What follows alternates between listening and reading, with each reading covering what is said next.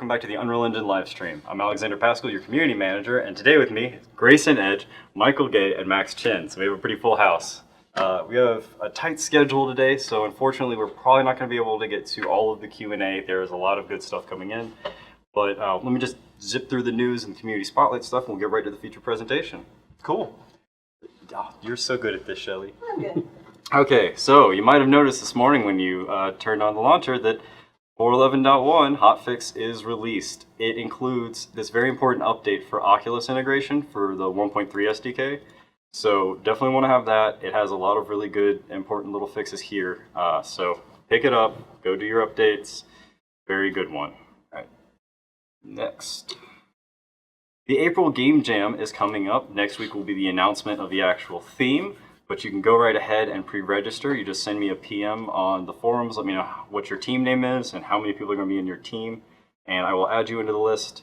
It's pretty much the same old as it's always been. But just to reiterate, there is a Intel 750 series SSD sweepstakes. Everyone who enters into everyone that has an entry into the Game Jam will be entered into a raffle for that. We will announce who won that on the 21st live stream.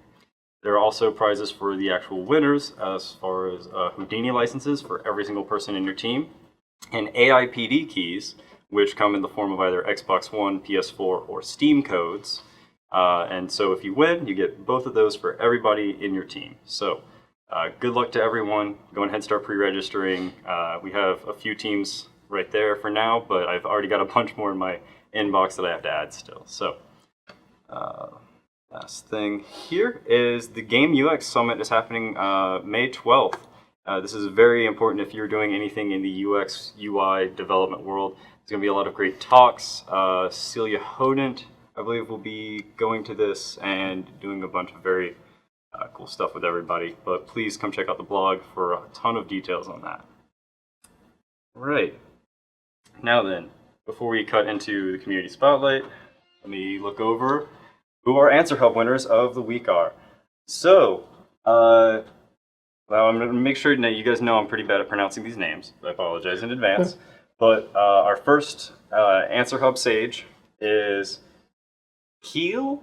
It's Keyle. He was also, I believe, a winner of the last Game Jam. So awesome, you're getting another badge. It's really fast badge gaining. Panda Studios, so that's probably Celeste did that. Good work. You're getting a badge for that one. And Ryan John, so that's Satish. Wow, good work.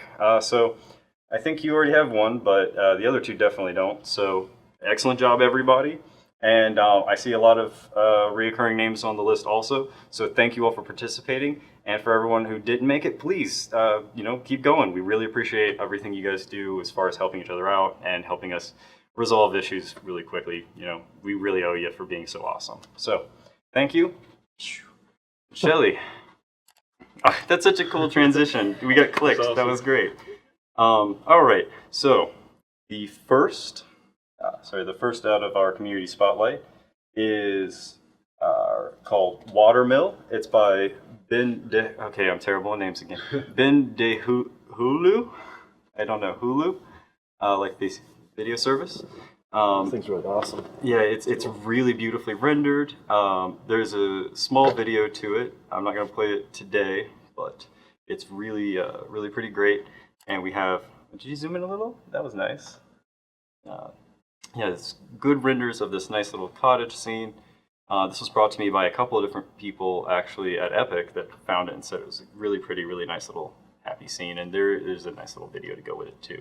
So, Ben, great work. It's always good to see a student come out and really make something very well rendered and nice to look at like this. So next up is this. Next up, Luos. Again, you've been a spotlight a couple of times now, but you keep doing awesome stuff. So I'm going to keep spotlighting your awesome stuff you're doing. And in this case, Luos has started doing 1 particle a day for 356 days. So a particle a day for a year, basically, and already has quite a few images, videos, examples going. But again, if you're into particles, you're going to want to check out what Luos is up to. He's very brilliant when it comes to this kind of thing. So, again, great work, Luos. Thank you for sharing all this with everyone. Finally here.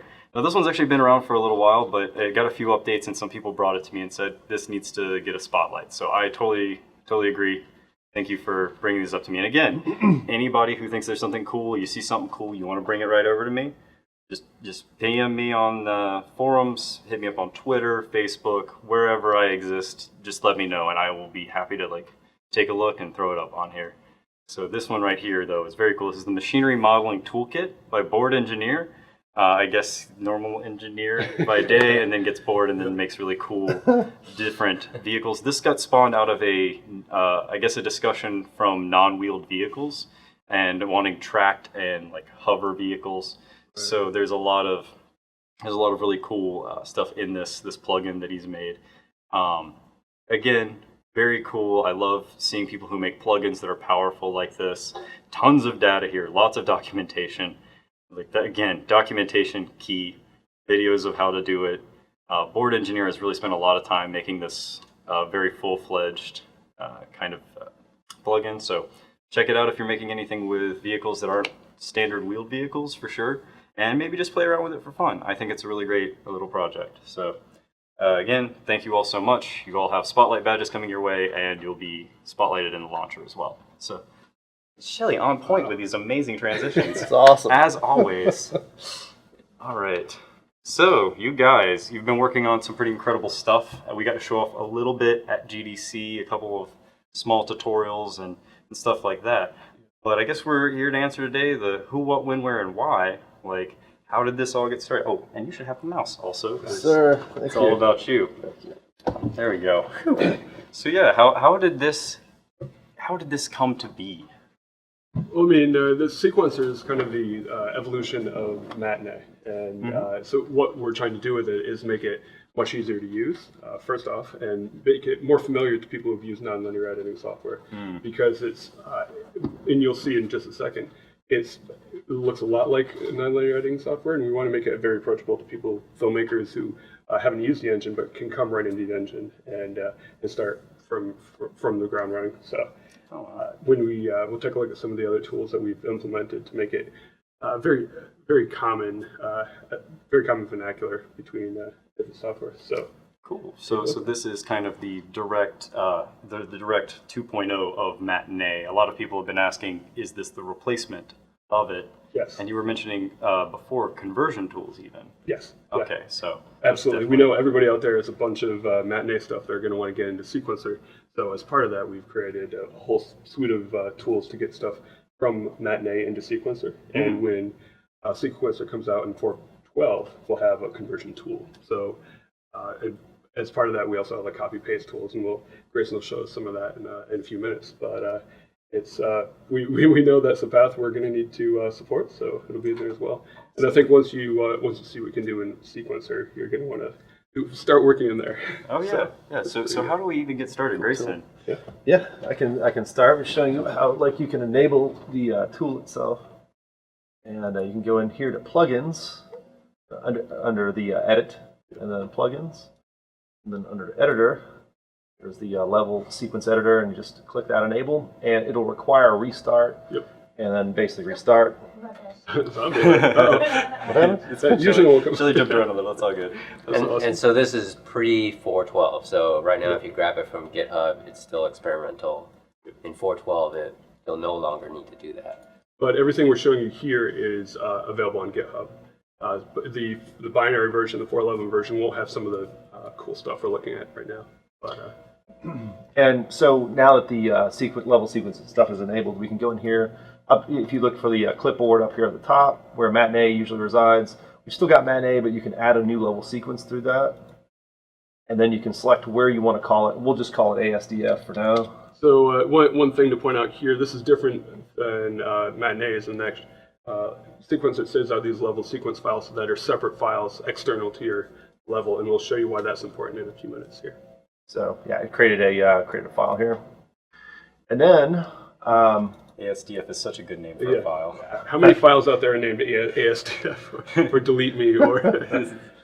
So I guess one of the first things we can do here is let's just add a character right into the level sequence and into the world here. We'll rotate him around a little bit. Go. And then we can add him to the sequence through this interface here. And then if we want to add animation, it's super easy. Do right here. And I guess for me, I've worked with Matinee for years, and it's been a pretty good tool. But I think this makes Sequencer makes all this so much easier, and it's so much easier just to grab something like an actor and then get them into the level, and basically get to work on stuff. So it's really pretty cool.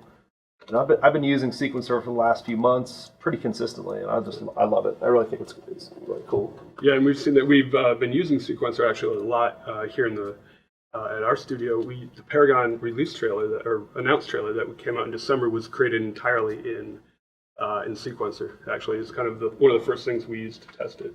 So we've done a few things with it. We kind of wanted to throw like every possible thing we could at it before releasing it. So. But we're always finding little things that could be better and tweaking. So we're excited to show everybody what we've been working on for so long here. So just a second ago, I was basically just added an animation to the character, and you can see it animating in there as you're watching this. So the next thing we can do, if you guys are ready to move on, yeah, totally. Let's just add one of these trash cans that's in the level. And we're going to show you how we set up a camera really quickly, and look at how we focus things and stuff. So as Grayson's doing that, one of the things we've added new in sequences and really throughout the engine in 4.12 is the concept of film backs in a camera. Film backs are pretty important because they're, so you can see here we have a whole list. A film back's kind of what makes a camera, right? That's why IMAX, one of the reasons IMAX is different than your cell phone camera. It's the size of the imager. And all of the stuff that we're going to show you here, and we'll be continuing to show you with other live streams, is that we've taken great lengths to make sure that our cameras react exactly as you'd expect real-world cameras to act. So that's why we put in a bunch of real-world cameras here. We have like Super 35, digital SLR, and all these are based on the actual imager sizes of those cameras. And the reason that's important is because only if you have all of that accurate information can you create a virtual camera that responds exactly as it should. So some of the effects we're going to play with here, depth of field, all the f-stops, all the aperture settings are exactly like the real world counterparts. And the camera settings we have here are all customizable. We have a bunch of presets, and you can add those to your INI files. All right, let me. I'm just going to kind of make something that looks halfway decent here and focus in on this image. Then we can grab. There's a new focus tool. In the past, we've had to manually adjust numbers, do measurements, stuff like that, which we can still do all of that. But the cool thing now is that you actually just grab this focusing tool in here and click on the actor that you want to focus on, and you can probably see it come into focus. I'm going to drop the aperture down. And again, that's using this film back and this lens. That's exactly how a real camera would respond. Pixel perfect. So we're excited about. Kind of off the cuff here too. I'm excited about this because I've got a DSLR at home, and if I want to do previs for some 5-minute movie short that I want to make, I can actually do it in here, and what I see in here will match what I have camera-wise at home, and lens-wise, which is really exciting. Exactly, and we were kind of joking before the live stream of we could put and we will probably put your iPhone in, so you could, or your phone, so you could kind of previs something out before you actually come into Sequencer and shoot it, which could be kind of fun. The other thing about the new camera and lens packages that we're putting in, if you're working on a project, for instance, that is you only have a certain number of lenses available and you want to kind of mock something up or do previs, you can set up your lens kit to be what you have in the real world, which is kind of cool. So you can create shots that you'll be able to shoot. Go ahead. I was going to say, you can pretty clearly see the focus changing here, and so we just keyframe that with a tool. It's kind of cool. Yeah. From the trash can back to this thing here. With the new Cine camera, we also have the ability to follow objects, follow actors. You can lock your your focus to an actor, and that can all be done with like an offset too, so it's not perfectly one-to-one, so it's not locked to it. It's kind of got some lag. You talking about the tracking? Look at yep. So again, you're going to see a whole new bunch of tools in the camera, and we've included a lot of these to make it easier to create more realistic-looking cameras. Yeah, and actually, this is a new type of camera. It's not the traditional camera actor that you see. This is a new Cine camera actor, and so I think Grayson, you clicked on that special create Cine camera button quickly, and that basically takes the current view, creates one of these new types of cameras, and then just going through all the settings here, and also to point out a lot of the keyframing options that you've just been kind of poking at. Got keyframe buttons there, right on the right side there. You can keyframe directly. Those are awesome too. When you're working for workflow stuff, it's great.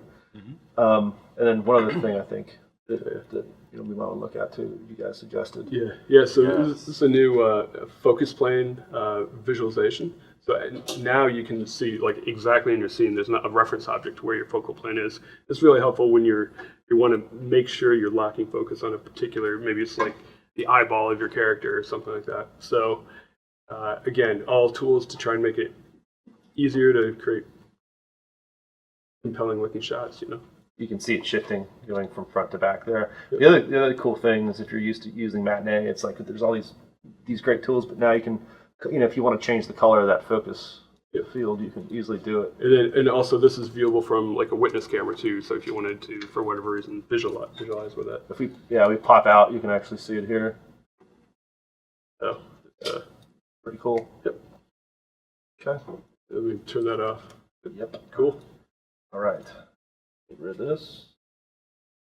I guess we'll just switch over. Probably just switch over now to the actual subway sequencer demo here. So right now you just switched to a different level sequence asset. And these are the different level sequences. In some cases, there's matinees in there too. So, so that's actually a good point. So this is a scene we had lying around that actually Grayson put together in Matinee.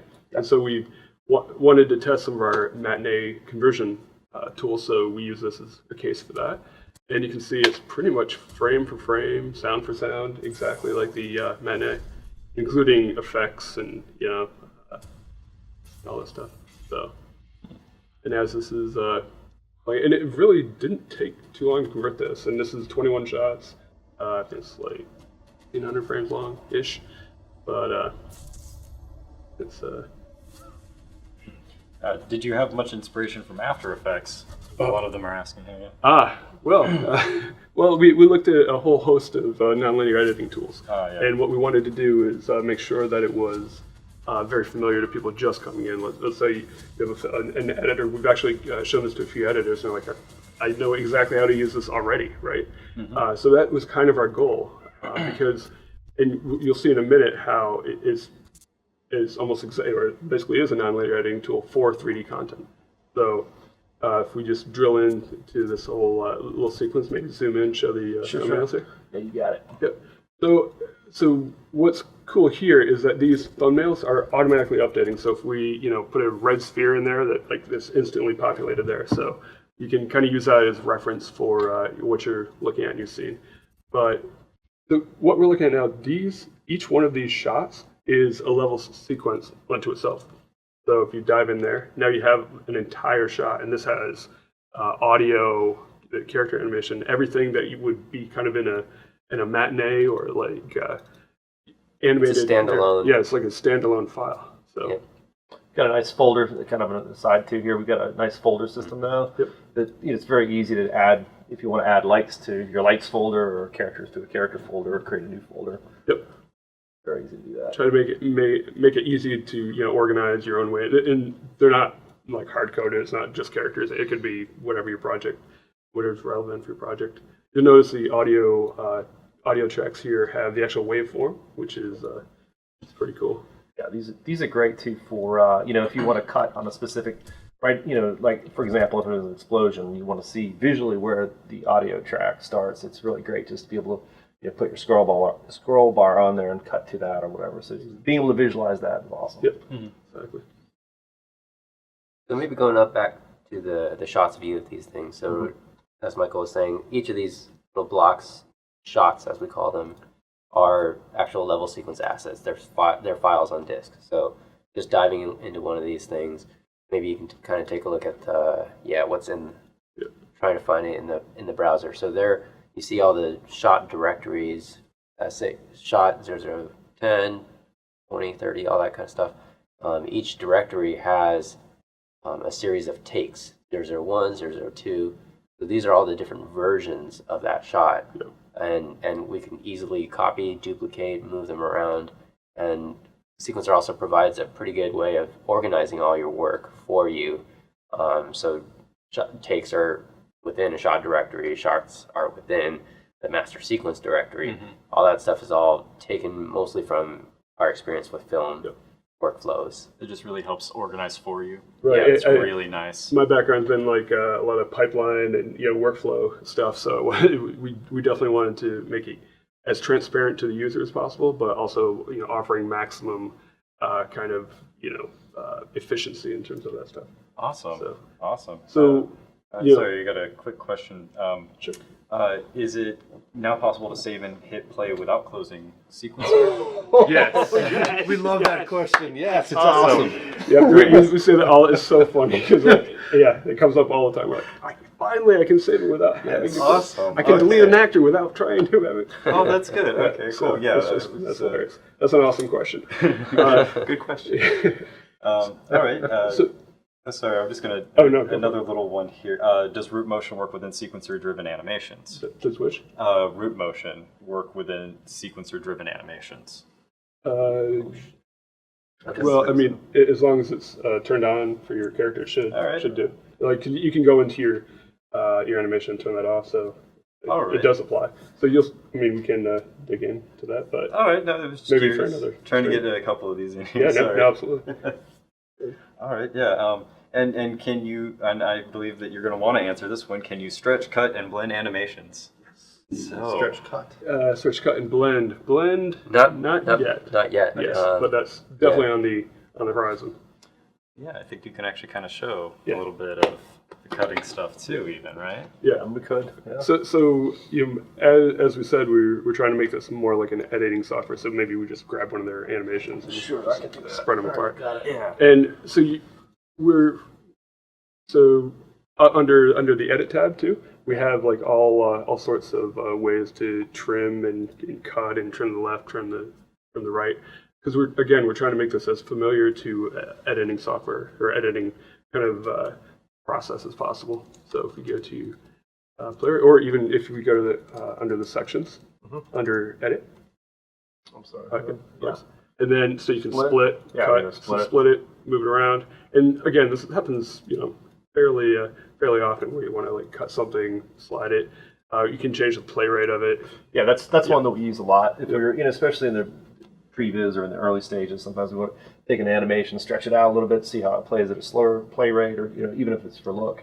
That's really easy to do, and you can also just grab it and stretch it. And these are very, very similar to Matinee, also in some ways. So and again, we tried to take the best of both worlds. In areas where Matinee works right or didn't need to change, we definitely wanted to keep that.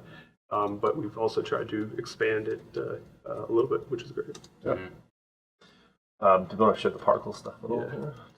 Yeah, so the same way in Matinee, we have support for particles. We have very limited kind of blueprint support, but we're expanding that in the future.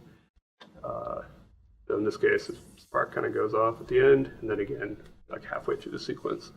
The good thing too is coming from as I've said, I've worked with Matinee for a while, and I think it's it's great that we can just go. If you're used to using Matinee, you can jump right into Sequencer. If you're used to using other tools from the movie industry, you can actually jump into Sequencer really quickly too. So it's pretty cool. Yeah, absolutely.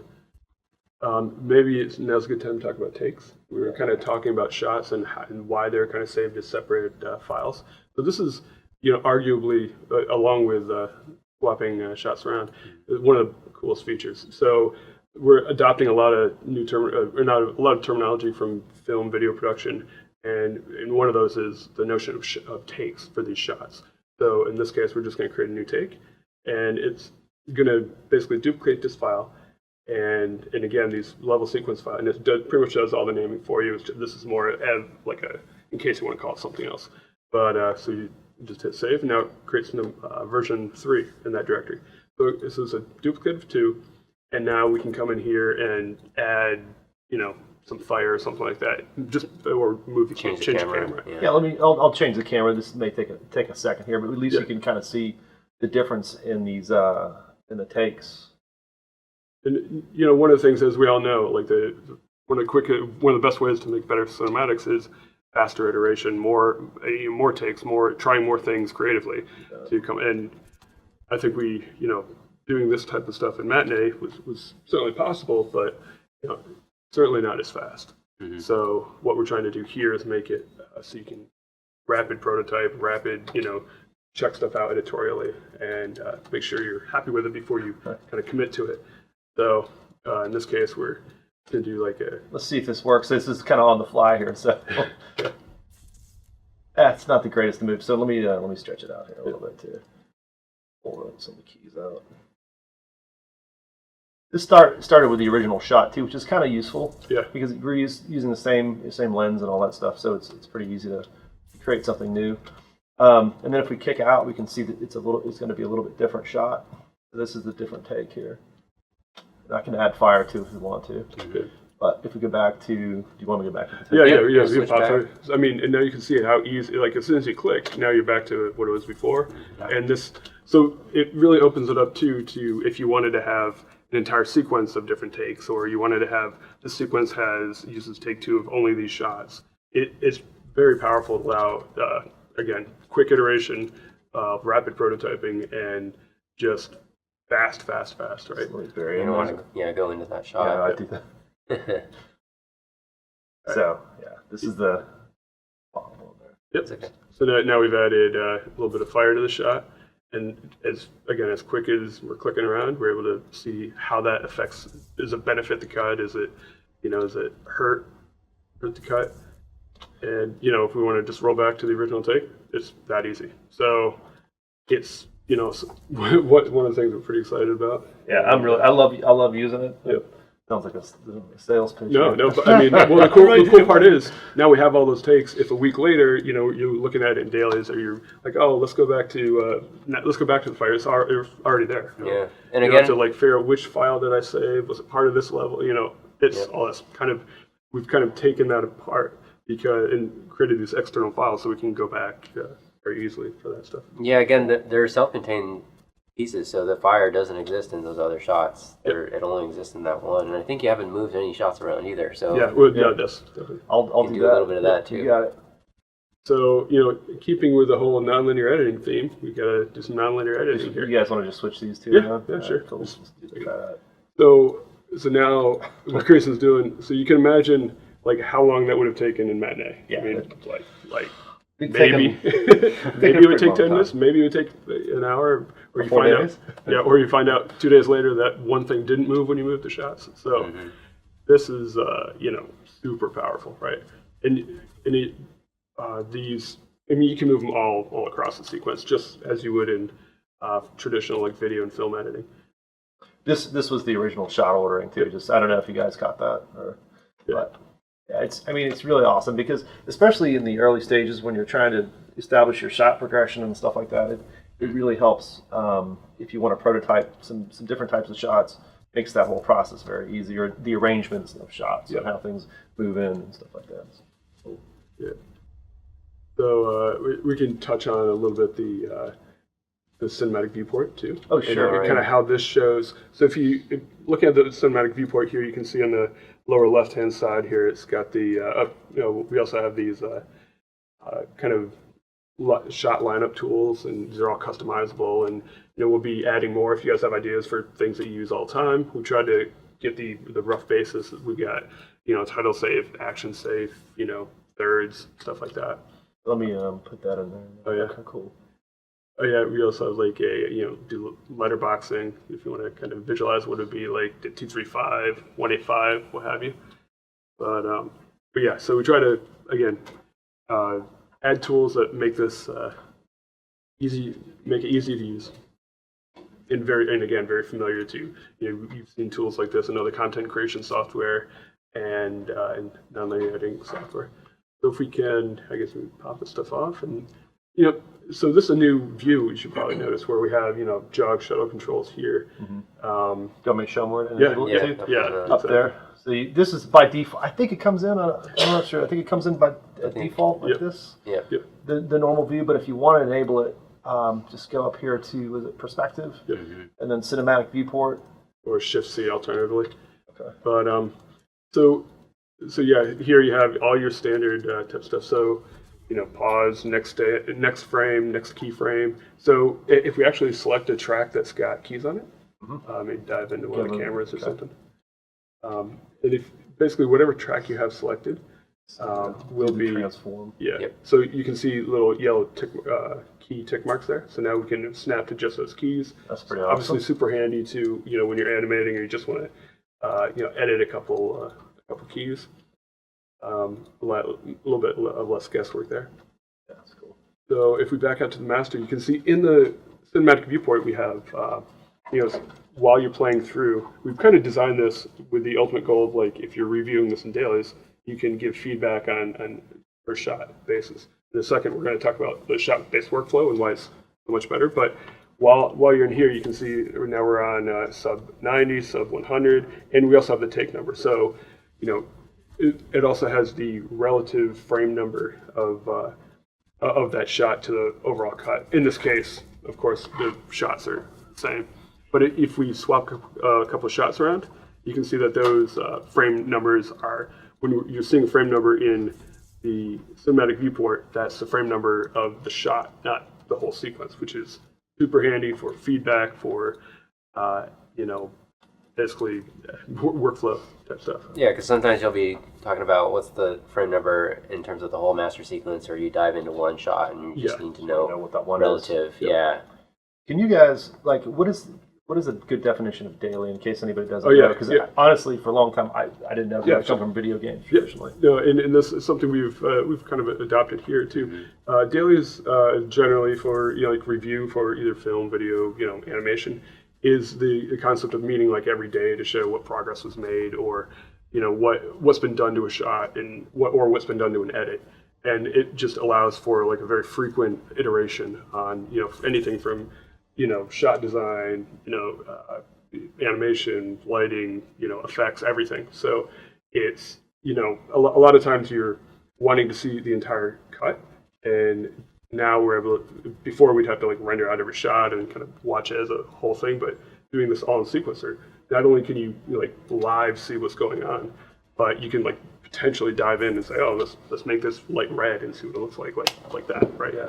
So, but dailies is generally like viewing stuff every day, or you might have weeklies or bi-dailies and stuff like that. So that's we've kind of geared it with the kind of this idea that maybe one day we'll be doing our dailies in sequencer, and I don't think we're too far from that. Awesome. But Also, alongside that, we haven't really talked about this, but the shots, what you see here with the master and shots inside of it, that's actually a level sequence that contains another level sequence. Yep.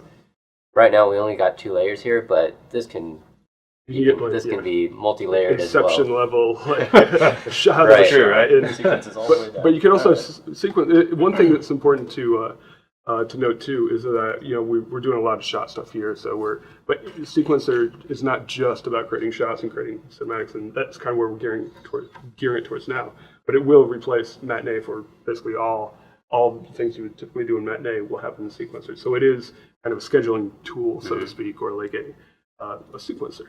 Yeah, So, and one thing we haven't explored here in this particular case is breaking down a shot into multiple components. So like layout, camera, yes. effects, PD, those traditionally in a film workflow pipeline would be different files, different people working on different portions of a shot. So we can actually do that, and that's what we wanted to do with Sequencer, is to provide more collaborative workflows. So we can take one of these shots and break that down into several components and hand those off to different artists to work all on the shot at the same time. Yeah, that's always been a huge bottleneck here too in the past. Wait So until this I can be- check this Yeah, out. yeah. I mean, like when you have a big sequence in Matinee and like only having one person be able to work on that at a time is just definitely detrimental to in some ways, how good it can be, right? Because the shot-based workflow allows us to break it up into kind of manageable chunks so that you can have multiple artists working on the entire sequence. You can even have an editor just work on the master sequence, and you could have animation and break each of these shots into like animation effects and lighting, so you can have for the first time this collaborative experience of multiple departments working on the entire sequence at the same time. Right, and the collaboration isn't just across time, but it's also Horizontal as well as horizontal vertical, and right. vertical. Yep. Yeah. So it's one of the things we're going to be adding is like having like basically the same shot with different sections to it. So the animation happens on one level, effects happen, on top of that. So it'll be, and that's something that we tested out when we did our Paragon trailer. So having multiple artists working, it just so much. It allows for much more iteration, much more concentration on a per shot basis. So, And I think also further, we'll continue to explore the shot-based workflow collaboration. We talked about override. So in the case of the director working with the editor at the master level, might want to go and override some particular property that was changed in a shot way deep down, but not having to go all the way down into that shot and tweak that. Get overrided at the master level, and that override could be turned on, off, just to see how things flow with that change.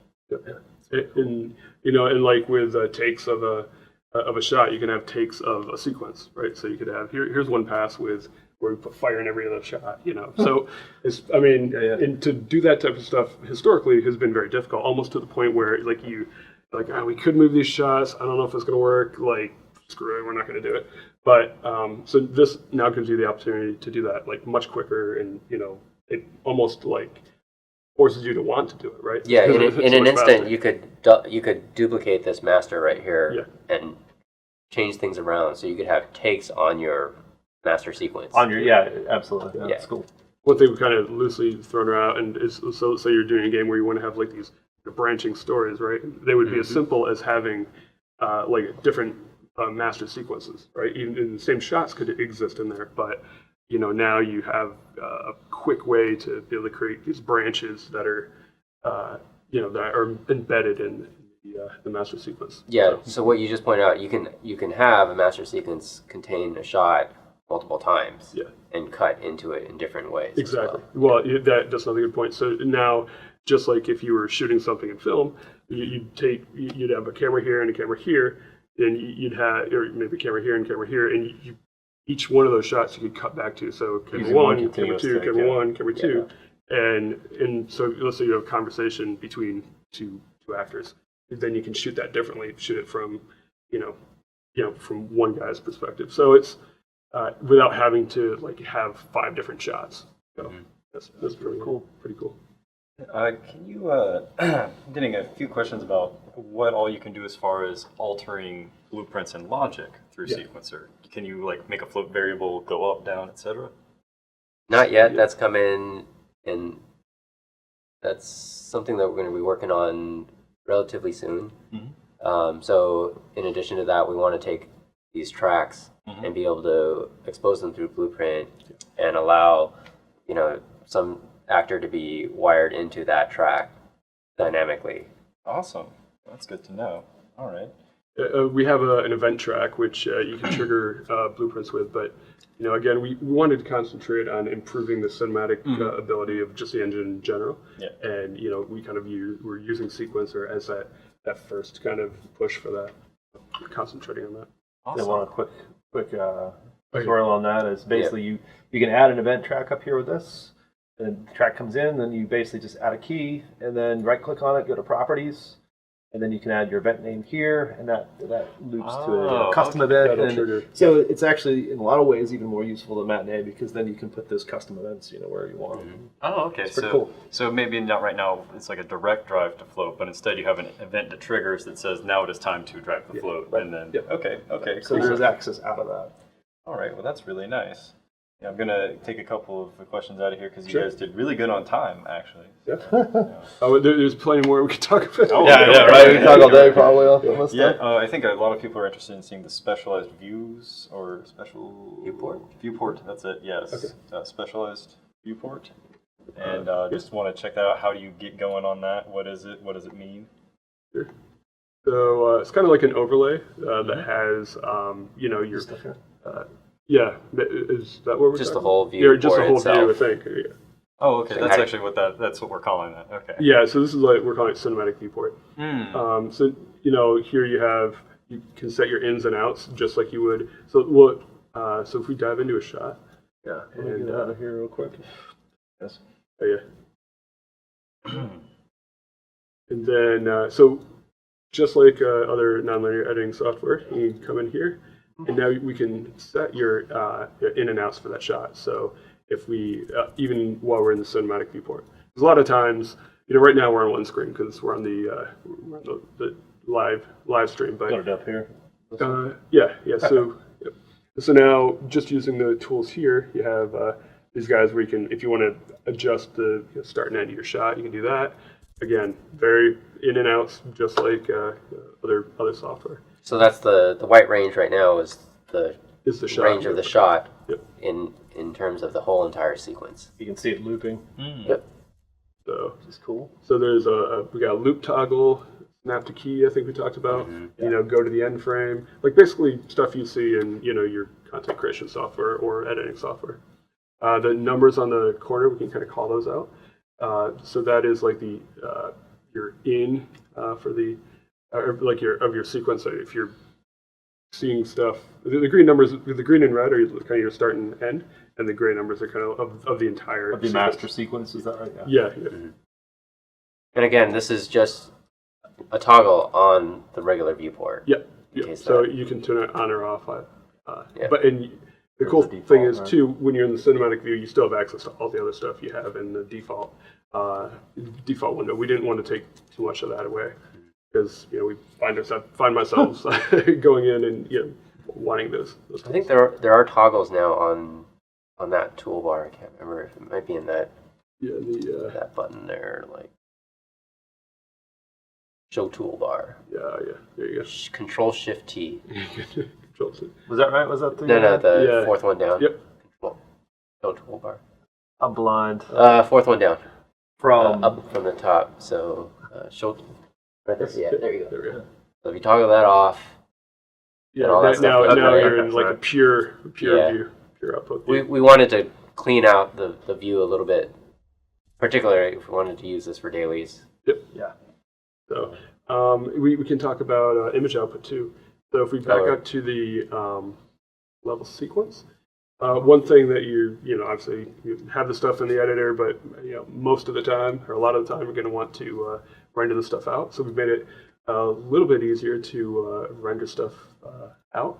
We're having right now we also support or we will in 412 EXR output and HDR output, which is really cool. Custom render passes. Yeah, so if right you go there. custom render passes, now we have all sorts of layers. So if you go to all the passes under Add render pass there. Yep.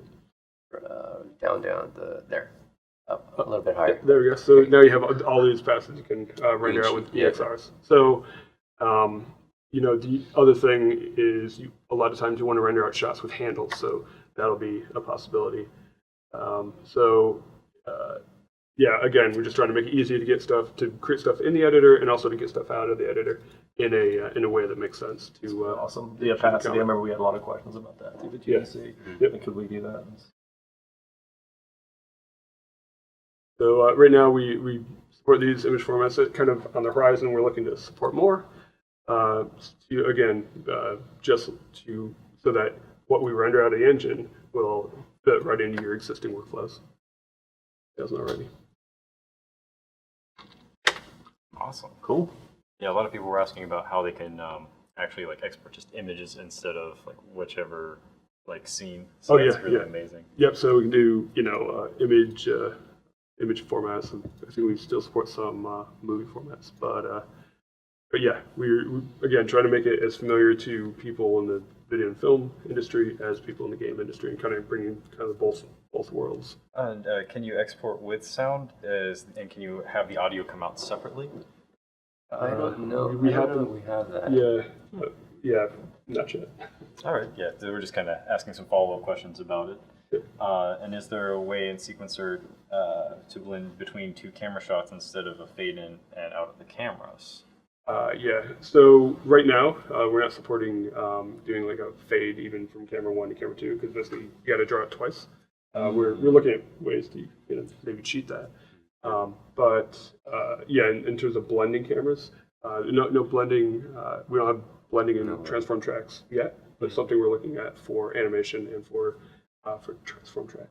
Okay, I think kind of along those lines, what kind of scene transitions are kind of available now? Is it kind of like just the jump cuts or right now, and like what's kind of coming? Yeah, so direct cuts we have. Actually, this scene has like a dip to black or like coming up from black.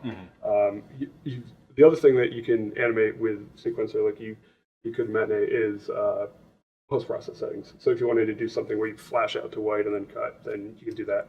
Okay. All the post-processing can be animated.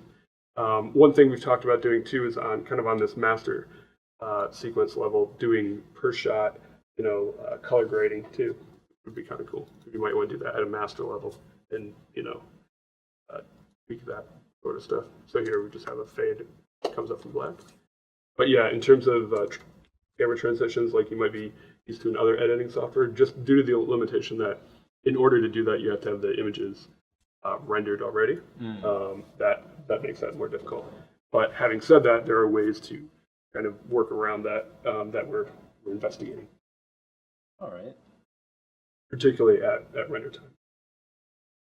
Awesome. And I've got a question in the chat about if this will work with 2D and it will work with whatever's in the engine, like as far as Sequencer will record it and all that. Yeah. I mean, basically, if you can have it in the engine and move it around, you can drop it in Sequencer and animate it. Awesome. That's really cool. And can you package a sequence into the shots panel? That was one of the questions here. And so basically, each one of these shots is a level sequence. So I'm not sure. It is an asset in itself. Yep. In here, maybe this is maybe add a subtrack here, just in this shot, just to show it off. So if we go to subtrack. I'm an old guy here. Well, yeah, one more down. Yep, there you go. And at the bottom there. So down to the bottom. So now you can add. So click on the button here. Now we can add a whole nother sequence. This is what we were talking about before with this like Inception kind of stuff. So we could add a whole nother shot to this scene, or and again, it doesn't have to be a shot. Like you could make a level sequence that is a bunch of animations, a bunch of characters doing jumping tracks, and now you can add that as just a single track. Yeah, which is cool. Makes it into workflow. Yeah, it's mainly a workflow issue, and this is something maybe we'll point out in the documentation. So in terms of the shots, we have shots, and the one difference between a shot and a subscene is that the shot has has a camera cut track, and the camera cut track is actually the director track from Matinee, where it says switch to this particular camera. Yep. So in essence, the subscene track is the same as the shot track. It's just that the shot track is a little bit more specialized. It shows a little thumbnail, and it knows what camera to switch to. Yeah. So when you're wanting to switch cameras, or the camera cut track drives what camera is shown for that level sequence if it's in a master level. So, right. Master sequence. Sorry. It's really impressive. Yeah. So I mean, we're definitely all ears for questions, comments, and any other improvements that you absolutely kind of. Once you're using it, but yeah, we're plowing ahead and making some updates that I think will be even better. So. Awesome. feel like I heard something about this one recently, but is there a way to do 360? Yes, we actually have a plugin for the engine that does that, and we're looking at making integrating that into Sequencer to make that easier to say do a 360 pano output. Awesome. Because like we said before, it's not just a cinematic tool. You could use this to design your VR, like schedule stuff in your VR experience, right? And so as part of that, you'd want to export a 360 pano just for easy kind of previs of it. All right, cool. That's really, really good to know then. Let's see, and is that full stereo dual eye, or is it more like a single I'd have to check. bubble? Okay. Yeah, I think it's kind of like default to the bubble, but I suppose you could do and then get your left eye right It out. would just probably eat up a lot of processor power while Well, it renders that out, of yeah, course. yes, But yeah. that's probably something to consider in the future. And can you change the speed of every shot? There was a lot of questions about time dilation and how it works. Do you Absolutely. fake When it, it's or do you just, short. okay, cool. Sure. We can. We got about 10 more minutes before we all have to run, so yeah, we got time to Alright. do a little bit. So there's a whole track for doing actually just that. It's The playwright track. I playwright just, track. yeah, I just added it here. Oh, it's that simple. Wow. Yep. And it's in a way, it's been pretty similar to Matinee too. So. Mhm. But right now it's down here. We can add it in, in a subsequence, or you can add it up in the master if you want to control the overall play rate. Generally speaking, I tend to like to do it up. If you're going to do it up in the master. Yeah. Just because that way it's visible to everybody, and it's pretty obvious that that's what's going on. If you get down into subsequences, it's a little more challenging. Yeah, we haven't resolved, how to blend between the multiple play rates and how to who decide. gets priority, Yeah. Yeah.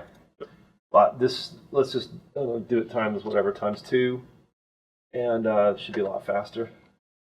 Okay, yeah. Eyes are terrible. Yeah. To get glasses.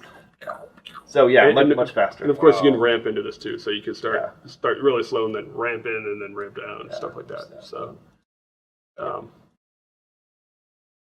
I'll ramp down to it. and like we're saying too, on the kind of the shot level, you also have kind of a playback rate. So if you want to, even in your edit, you want to quickly experiment with, all right, what would this look like playing back twice as fast or half speed? Yep, there you go. And then that works for the playwright track works for everything in the level, including like effects and that sort of thing. Just a quick thing, Grayson, maybe just once you're done, maybe hit the curve editor button so you can see at least where the curves are. That's so funny. I was just reading chat, and they're like, a curve would be the obvious control. Yep. Gotcha. All right. Yep. Covered. Exactly. So we have we've made some advancements on the curve editor here to be more in line with other software that you might have used. Pull it up there. I'm going to sit for it. Yeah, go for it. And then, so if we get we have all tangent types and All tangent types, pre and post infinity extrapolation, Yep. A lot of UI niceties where you don't have to click exactly on the little diamonds to move the keyframes. You can just, once they're selected, you can middle click anywhere and drag the selected ones around. Yep. Multi-select tangents. Same thing with the tangents. If you select multiple tangents, middle click anywhere, that will adjust the tangents of the selected ones. A lot of the same navigational inputs. Something crazy there. See what that looks like. Yeah. Pretty weird. so yeah, and that's something in one of the learning live streams maybe we can dig into because obviously curve editor is your friend. Learn it, use it, love it, and Eventually, we'll try to make that a tear-off curve editor to have it side by side because that's pretty a lot of times you want both. Yeah. I've asked for that. But yeah, it's have any more questions there?